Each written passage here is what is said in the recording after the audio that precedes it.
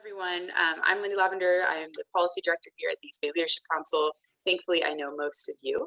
And I did just want to mention, as George kind of alluded to, we are doing our first in-person event. It's an all-outdoor event with past appetizers, so there's no kind of sit-down dinner. And we are asking everyone to be vaccinated who attends. It's at Metro in Lafayette, and it is our installation dinner. So this is when each year we get together and welcome our new board. We also give out a few awards of those who've really helped our organization keep moving or really made a large impact in the community over the last year. So we're really excited about that. It is next Monday, the 23rd, again at Metro in Lafayette. If anyone's interested, please let me know. There's also information available on our website. We are going to be kind of welcoming in our new chair, though they have been serving since July. So BL Moore is the chair of the East Bay Leadership Council this year. It's also an opportunity for us to just say thank you to our chair who is outgoing, which is Ken Mintz. Ken Mintz served his entire term pretty much digitally. So he really had to deal with some new challenges as the EBLC chair this last year, but really appreciated all of his work and effort and are excited to kind of celebrate him and BL as we kind of come into this new season. The one other thing I did want to mention, and I hope you'll all take a moment to put some thought towards this, is that we have opened up the nominations for the Philanthropy Awards. And we're really trying to be thoughtful about people that maybe thought outside the box this last year or acted in service of our community in a unique or different way, and just really try to highlight community stories. So if there's anyone that comes to mind when you think of philanthropy, community giving, resilience, we'd love to hear from you. So again, that's available on our website, but I will also put a link in the chat to the nomination form. That's all I have from the East Bay Leadership Council. George, you were kind of delayed, so if you feel like you need me to take over, I'm happy to do so. Just kind of give me a heads up. Yeah, let me jump in, start it. Let me know if we have any technical issues, but I wanted to welcome everyone to the East Bay Leadership Council Water and Environmental Task Force. We look forward to the presentation from Cargill today. Before we introduce the speakers, I'd like to turn it over to Dan McIntyre, who will be talking about the upcoming scheduled meetings. Okay, yeah, so we are all squared away with the meeting next month on September 21st. And this is going to be the Water Agency General Managers Panel. We have 3 newer general managers in the East Bay in some of the larger water agencies. And we're going to invite them to come in for a panel discussion on kind of their near-term and long-term vision for the agencies. So this is going to include Contra Costa Water District Steve Welch, and East Bay MUD's Clifford Chan, and Zone 7 Water Agency General Manager Valerie Pryor. So it'll be kind of like a panel discussion, and I'll be facilitating that. We have a couple of other items in the queue that we haven't totally firmed up, but in October, we're hoping to have another vision topic, which is about the State Water Board and what their vision is. And we're hoping to get the chairperson of the State Water Board, Joaquin Esquivel, to be a special guest. So we're working on that. We do have a lot of ideas in the hopper. We've got about 15 or 20 ideas in the hopper for the next year or two. And if you think of something that is timely and particularly relevant in the short term, by all means, let one of the planning team members know, and we'll get that into the queue. Okay.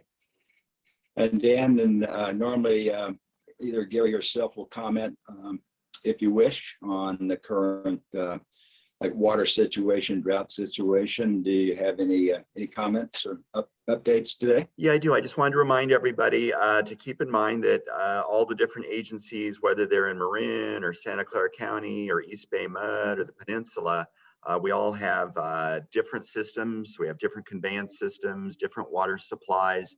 And so all of our agencies react to drought situations in slightly different ways. So it's easy to read something or hear something on Channel 7 News about Marin County. And that doesn't necessarily mean that the exact same circumstances are going to apply throughout the Bay. Even in the East Bay, you have different agencies, you know, Contra Costa, Zone 7, East Bay MUD. Their systems in terms of storage and supply react differently to droughts. Where we are on a statewide basis is the governor has called for a voluntary 15% conservation. So we've been in that regime for about a month, but it's not yet compulsory. I think some of the other agencies in the East Bay have enacted voluntary conservation, but we haven't yet gone to mandatory. If we have another really bad year, though, I think you're going to start seeing more mandatory conservation crop up. I know Marin has been mandatory conservation this year, and Santa Clara Valley has a small amount of mandatory conservation this year, but it could start to impact more of us next year. So let's all hope for a wet winter so that this doesn't spread and become more widespread drought and mandatory conservation. Okay, thank you, Dan. So with that, it's my pleasure to introduce our speakers for today. We'll be hearing about the Cargill's program to enhance processing, remove natural mixed sea salts from their Newark facility. So we'll start, I'll introduce both Dan Brown and Jackie Zipkin. Dan currently serves in the role of Government Relations Director in Cargill's Government Relations Group. Prior to this role, he led Cargill's state government relations from 2012 through 2020. He also spent 11 years with Cargill's tax and customs function, where he led the state income tax group and advised Cargill's businesses and functions on international transfer pricing matters.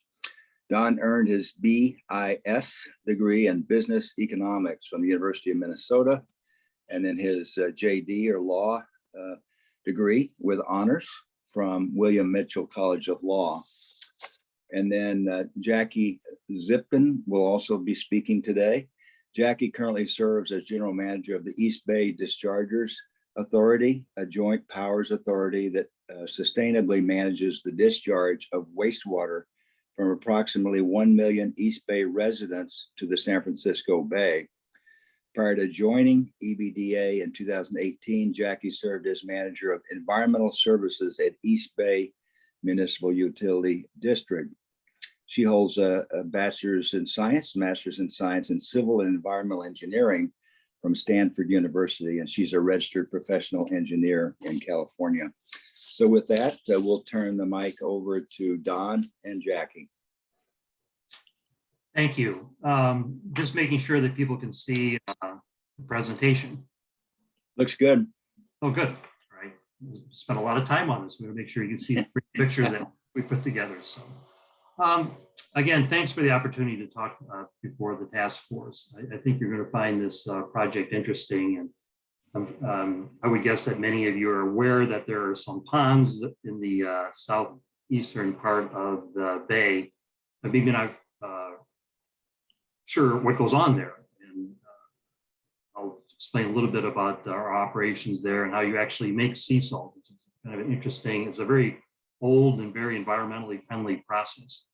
And then I'll talk a little bit about the project that we have underway that we're working with with Jackie. But I thought I would start just, I don't know how many of you are aware even of the broader Cargill organization. If you're from the Midwest, you'd see lots of grain elevators along the countryside. But we operate in the agricultural, food, financial, and industrial sectors. And we have customers in 125 countries around the world. And so essentially what Cargill does is that we connect farmers with markets. And so we operate in global food chains by purchase products from farmers and ranchers and other producers. And we may further process those products, or we may consolidate it and move it around the world to where food producers will incorporate into products that they make, or we sell also to some manufacturer of agricultural-based products, which we call bio-based products, which would be products that would substitute for petroleum-based products. And so we've, the company is pretty old. I like to tell people that the same year Cargill started, Abraham Lincoln was president. So it's still family owned, owned by the descendants of Mr. Cargill. And Mr. Cargill bought a grain elevator in Conover, Iowa, where the railroad was.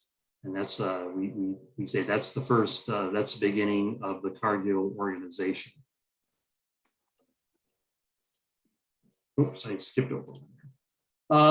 part of when Cargill is in a community, we don't want to just be a business in the community. We make it a priority to be involved and support the community through various organizations that operate in that community. So these are just some of the organizations that Cargill supports. The Cargill Salt Newark contributions that we did back in 2021. So various organizations, we kind of focus on environment, education, food security, and then other priorities of the community. So it's important to us that we're seen as a good member of the community. So it's not only here in Newark, but it's also around the world. We build schools, we support food banks, we do all sorts of things just because we want to, you know, it's important to us that we're not just a business in the community. So I think the next slide, Jackie, is yours. Thanks, Don. And thanks for having us today. It's nice to see some familiar faces and some new faces in this group. For those who aren't familiar, East Bay Dischargers Authority is a joint powers public agency that manages wastewater to discharge to San Francisco Bay. So the way I like to explain it is basically there are two entities that discharge Alameda County's wastewater into San Francisco Bay. One is East Bay Mud, and that handles the northern part of the county. And then everything that flows through the eastern and southern part of Alameda County flows through EBDA's system. So the members of EBDA are listed here. And then EBDA also serves by contract the Livermore Amador Valley Water Management Agency, which serves the agencies in the farther East Bay. Next slide. So this is a little bit about what EBDA is, and I told you who EBDA is. This is what EBDA is and how we got started. So our mission is to sustainably and cost effectively manage the wastewater of 1 million residents, East Bay residents, for the protection of San Francisco Bay. And I realized I should be adding residents and businesses because it really is a full community service. But the red pipeline that's shown on the map on the right is the EBDA system. So basically the treated wastewater from 6 wastewater plants enters one big pipeline. At its largest, it's 96 inches in diameter. So this is big pipe that goes along the East Bay shoreline and then 7 miles out into the deepest part of the bay. And the concept here, this system was built in the 70s, and the ad shown on the left there was one of the original political ads for funding this project. They called it the super sewer, and it's a little bit small there, but you can basically see each of those plants used to discharge directly locally into the bay, and the idea was to build a super sewer to convey all of that treated wastewater up to the deepest part of the bay off of San Leandro. Next slide.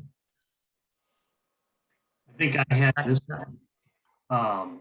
And so if you were to, you'd be pretty high up, but if you've flown into San Francisco airport, you would probably see these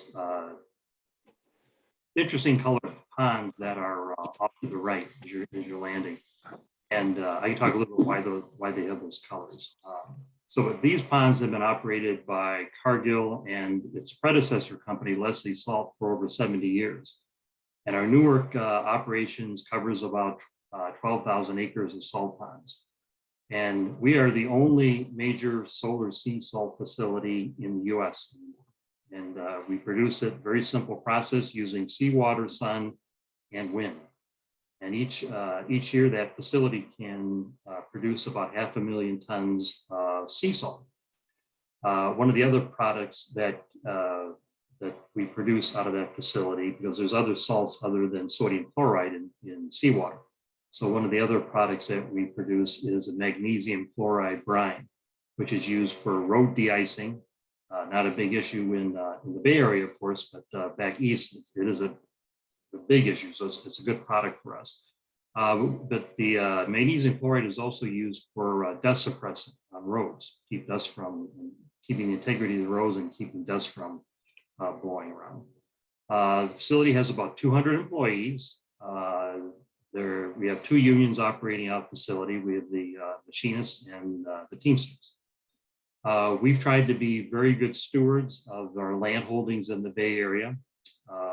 Cargill has transferred about 40,000 acres of San Francisco salt ponds and shoreline properties to federal and state resource agencies over the past 50 years. And the Don Edwards National Wildlife Refuge is one of those, is part of one of those donations that we made. And so we've contributed about $150 million of land value to the South Bay.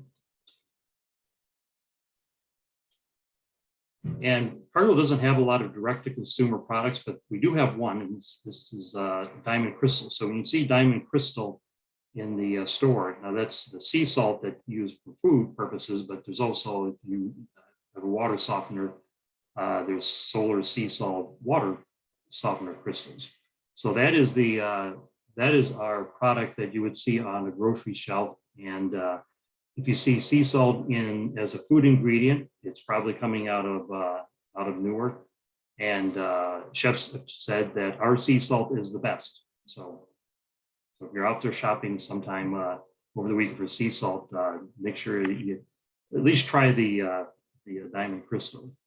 You may be interested in a little bit about how we make sea salt. Like I said, it's a very simple process. You're essentially pumping in bay water, a little animation to work here. And so we pump it into these concentrator ponds, and then we pump it from one pond to the other. You see it's kind of segregated, those lines.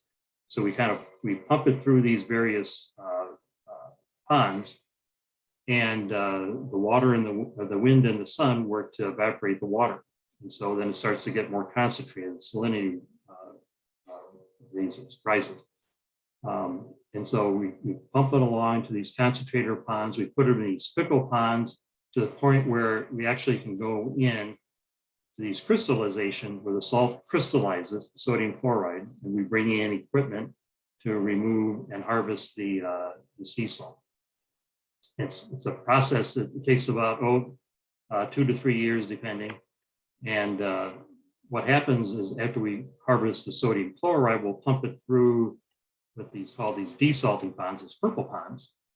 And then the last stage is that we'll pump it through what we call the MSS or mixed sea salt ponds. And the FMC ponds are named for that because of a customer that we were selling the magnesium chloride brine to. So you've got this process that we're extracting the sodium chloride, and we're also extracting magnesium chloride for the dust suppressant and for the road de-icing purposes. And it's also used for agricultural feed, magnesium chloride. So we've got this large inventory of mixed sea salts that we've worked to try and find additional commercial purposes for it, because it's got essentially Epsom salt, and it's got gypsum. It's another one of the salts that's there. So we've worked to say, okay, we got this nice inventory of these other salts. What can we do with it? So we've probably spent 20 years looking for ways to commercialize that inventory of these other mixed sea salts that we have. We've been pretty successful. Again, the dust suppression, the enhanced de-icing product has been a good product for Cargill, and it's been a profitable product for Cargill. But we have more inventory than we think that we'll be able to commercialize. So we could continue to work on commercializing, find other avenues for this product. But we are faced with something, I know this is on I assume this task force is watching sea level rise. And so what we want to do, because those ponds, those mixed sea salt ponds are near the bay, right now we're fine. There's no concern about any kind of overtopping, but the sea level rises and more king tides and storm surges. What we want to not have happen is have the bay water overtop the berms and then move some of that mixed sea salt out into the bay. So we want Cargill's being proactive about this. Again, it's not an issue that we have right now, but we think this is the time to act. And so we want to make sure we can protect the communities where we live and work. And so we're undertaking this process of enhancing the processing of those mixed sea salts. And then what we'll do is what's left over, that what we won't commercialize, we're going to work with EBDA to use their system to return those salts back into the bay. So we've got, it's a pretty,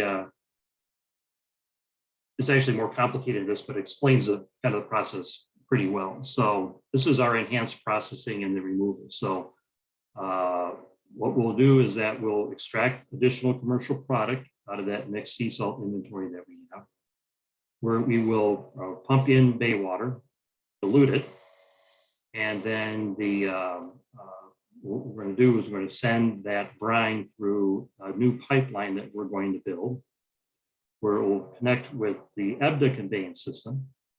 And you can see the amounts there. We would do 1 to 2 million gallons a day. It'd be blended with EBDA's effluent going to the pipe, which is about 50 to 60 million gallons a day. And then we'll blend it, and then it will discharge into that outfall that Jackie showed you, that goes 7 miles out into the bay. So it's a, we spent some time coming up with this method, but it's a very environmentally friendly way of removing those mixed sea salts. We're simply returning them back to where they are, and we're doing it in such low concentrations that it has no impact, and EBDA can continue to meet all of its discharge permits. And this is just a rough draft. This is the EBDA system, but then we would be building a pipeline from our Newark facility to go through the cities of Newark, and then through the cities of Fremont, and then into Union City. That's the plan right now. We're looking at maybe some potential other routes, or maybe connecting further down the EBDA's line. But right now, that's kind of the model of what we plan on doing. So, it keeps jumping ahead. I keep jumping over your slides, Jackie. I think this is yours. It's all good. So Don mentioned the partnership that we are engaged in for this project. And I have to say, Cargill has been incredible to work with through this process. They have a very dedicated, very skilled team that really wants to see this work and sees it in both Cargill's and EBDA's interest to make this happen and to make sure that EBDA's system is protected. One of the things that we've been working on most recently is there's some increased risk of corrosion of EBDA's existing pipeline due to the additional salt, and so we've been working very closely with Cargill to develop solutions to make sure that EBDA's system is protected, and that we are able to mitigate that risk and keep EBDA's infrastructure in service for as long as it would have been otherwise.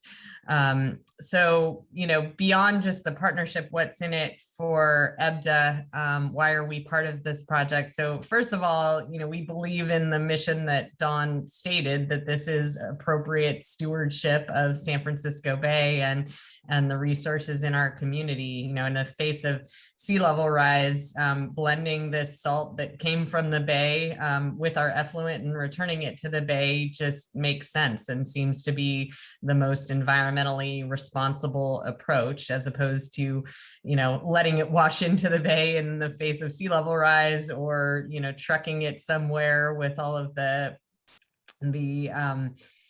additional greenhouse gases that would involve. This just seems to make sense. And then obviously there's also a financial arrangement that we're working through with Cargill, where they would be paying EBDA for the privilege of using our infrastructure, and that revenue would offset our ratepayer investments in any future rehabilitation or updates to our system that are needed to keep it in service. So that's why we're part of this deal. And I see there are a few questions. I don't know if we want to start doing those now as we go along, or I'll jump in. Just one quick one for Don. He showed on the diagram, part of the process, a new pipeline.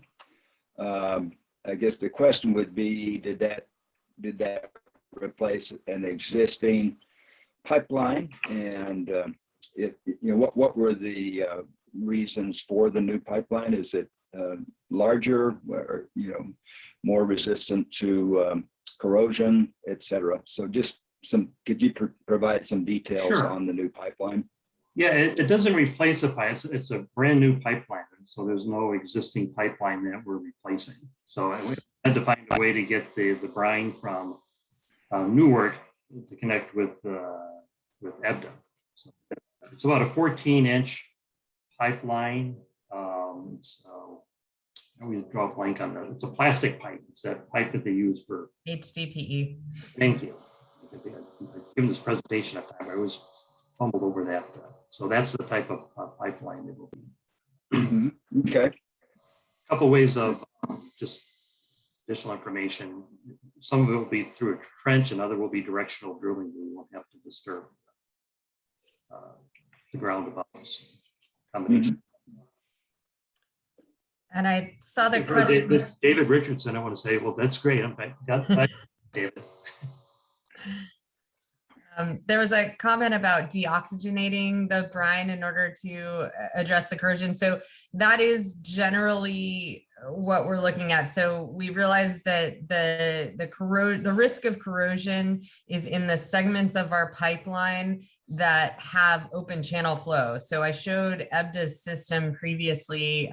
It is a force main. The flow is all pumped, but just due to the terrain of the Bay Area and some of the ups and downs, there are segments of the pipeline that don't flow full, that flow with some air entrainment. And so those are the segments where we have concern about the corrosion. So it's not necessarily the oxygen in the brine that we're concerned with. It's just that there naturally is oxygen present in segments of our system. And so the types of solutions that we're looking at, Don mentioned one option would be to just extend Cargill's pipeline further downstream in EBDA's so that it's more dilute and a more full pipe where the brine mixes. And other options that we're looking at are different forms of lining and coating the EBDA system in those segments specifically that tend to flow, that don't flow full.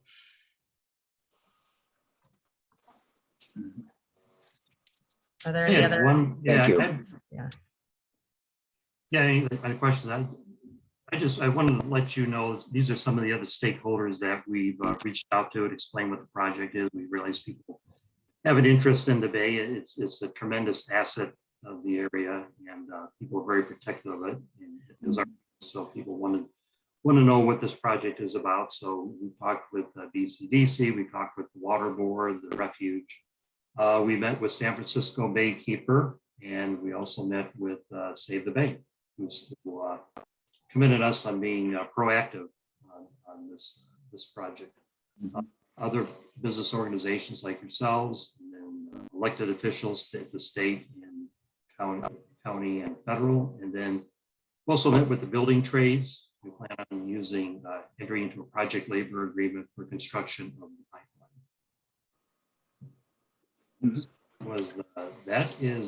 That's it for the. We wanted to keep the PowerPoint short.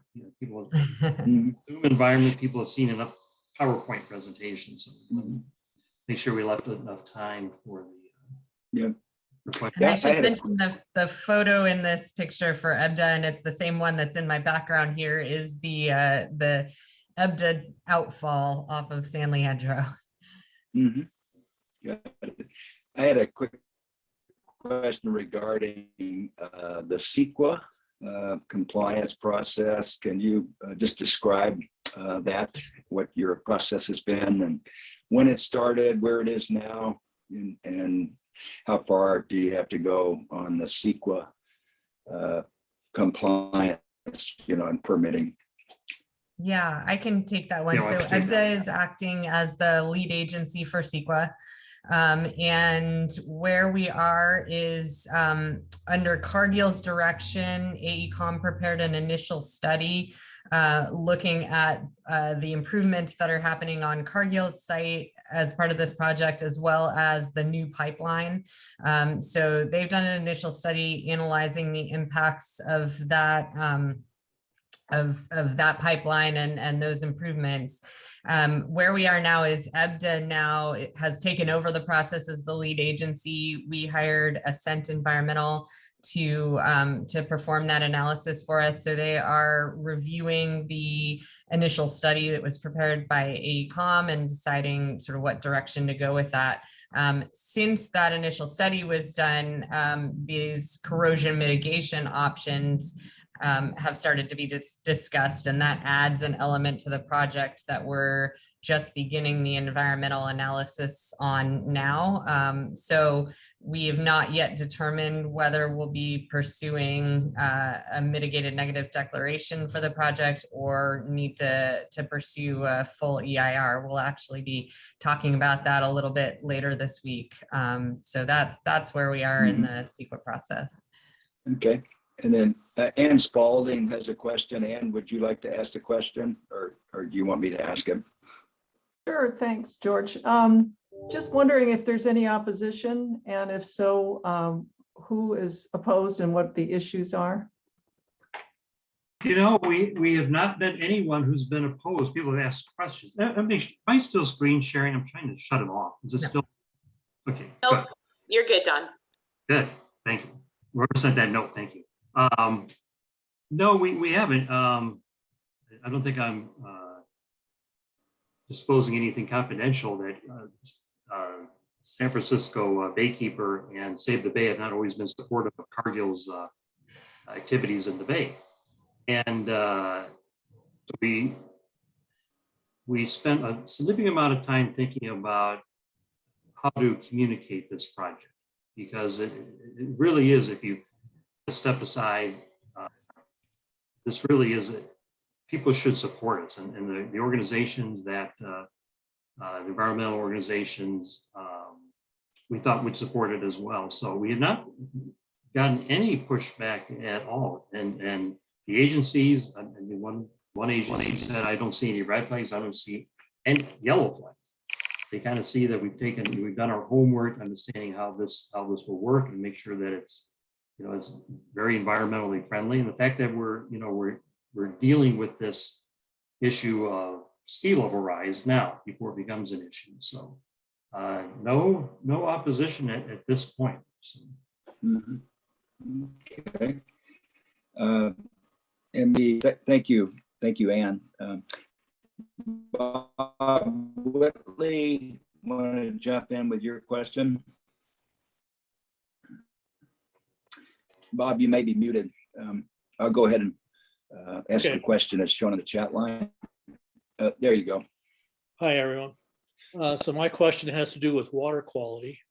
So you're adding a highly saline water to get it diluted through the EBDA system. So what are those impacts, particularly with the combined EBDA discharge and also then the dilution zone in the bay? Yeah, so the salinity, once you dilute the brine with seawater, which is still salty, but you're diluting it with additional water, then you're diluting it with 6 wastewater plants worth of effluent. By the time it reaches the bay, it's much less saline than the bay water that it's discharging into. And I don't remember exactly the numbers and the ratios, but it doesn't particularly raise. If anything, you know, we're still basically putting fresh water into the bay. It's just saltier than it was before, but definitely fresher than the bay water we're discharging into. And EBDA is not regulated on salt or TDS. That's never really been a particular concern of the regulatory agencies. What we did look at was whether we're increasing concentrations of other contaminants, metals, or other contaminants that we are regulated on and that are of concern. And really, when you look at the combination of the effluent that we're diluting this water with and the mixing that we get through our deep water outfall, there weren't really any constituents that rose up as of concern from a water quality standpoint. And part of the argument there too is we're just putting back into the bay contaminants that came out of the bay when it comes to the Cargill discharge. So. I'll admit, when I went into this project, I expected that water quality and permit issues would be the challenge. And it turns out that that was pretty straightforward, and these corrosion issues have been a little trickier. Well, it does seem to me, though, that the outfall, any outfall in deep waters is dependent upon what is known as the mixing zone for dilution. So chemistry would say that maybe that mixing zone is impacted. Yeah, sorry, I didn't address that specifically. You're right, Bob. So we did do a new dilution study looking at with and without the brine.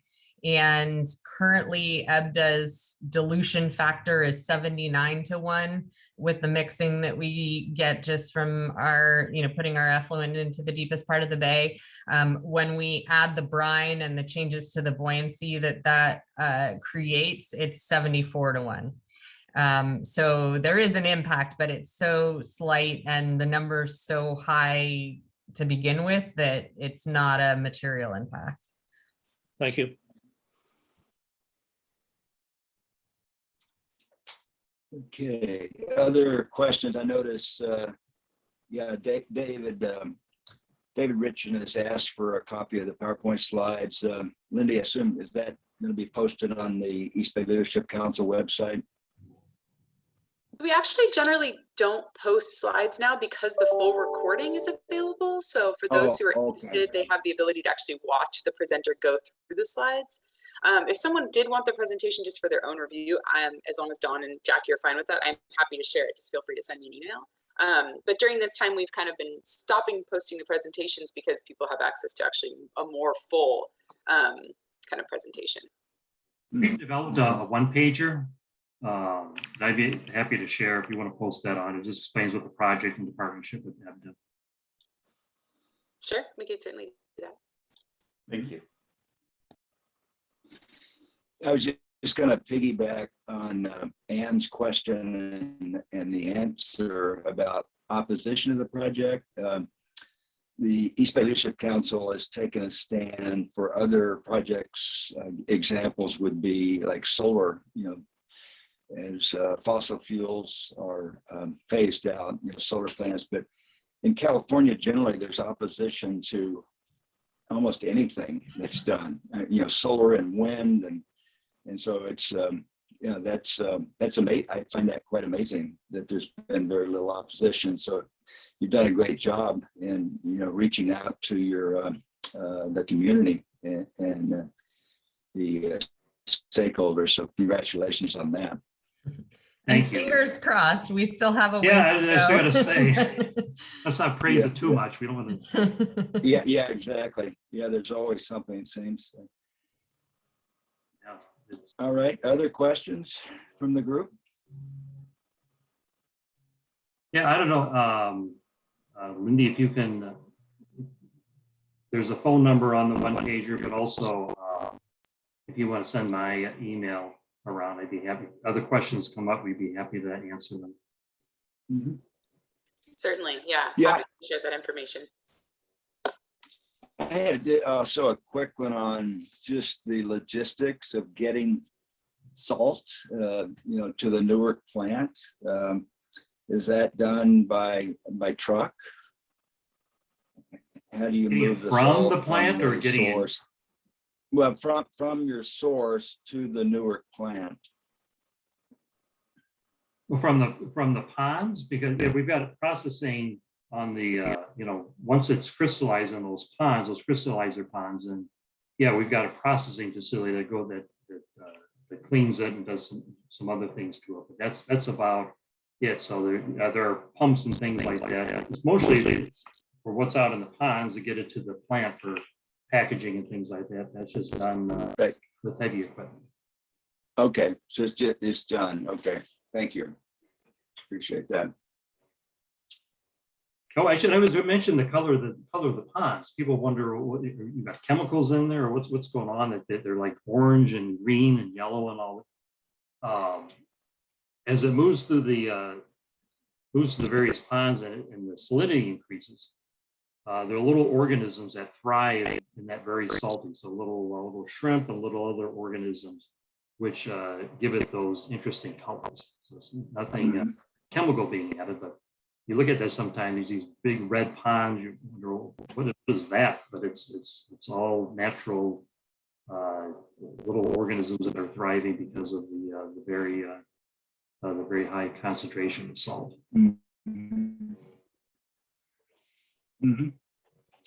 We've had a couple of comments from Bob Whitley, David Richardson regarding East Bay Leadership Council. Well, their individual support, but so we like to throw out the question to you, the speakers. What would you like from East Bay Leadership Council? Can we just throw that out to you as a question? Well, thanks for asking. I sense that we have a, yeah, go ahead. Yeah, this is more just as an informational. We wanted, we met with East Bay Leadership Council leadership, it was probably over a year now. And then we appreciate you reaching out to us, say, hey, would you like to present to this group? So at this point, we don't really have an ask. I'll have to think about that if you get some support. Like I said, we thought maybe we would have to do that. We thought maybe people would hear the project and think that we're just dumping salt and we're going to ruin the bay, and so that's why we spent a lot of time thinking about crafting messaging so people understood exactly what we were doing. But I love about that. I was going to add one more thing because we were talking about the CEQA process. We actually, Cargill's got 2 CEQA processes going on right now. We have the renewal of our operations and maintenance permits for the facility, and so there's a separate CEQA process underway for that. So if you see notices of CEQA, and you don't see any mention of a pipeline, it's probably, and it has to do with Cargill's, because that's the CEQA process that we're using for the operations and maintenance permits. So the 10-year permits, so renewing it. But I will get back to you on the S. Okay, I yeah. think it depends on whether any opposition emerges. Yeah. Right. Yeah. I think there's general consensus of support, for your project. So I would encourage you to stay in touch with Lindy and Kristen Conley of East Bay Leadership Council. Yeah, thank you. We will do so. Yeah, absolutely. Let us know kind of as this develops, even if you don't necessarily need a letter of support, just so we can continue to keep everyone informed, and we'll be excited to see it kind of move forward. But should you run into a situation where support is something you're looking for, happy to talk about this group and think about what that might look like. So thank you both for being here. Thank you for having us. Thanks so much.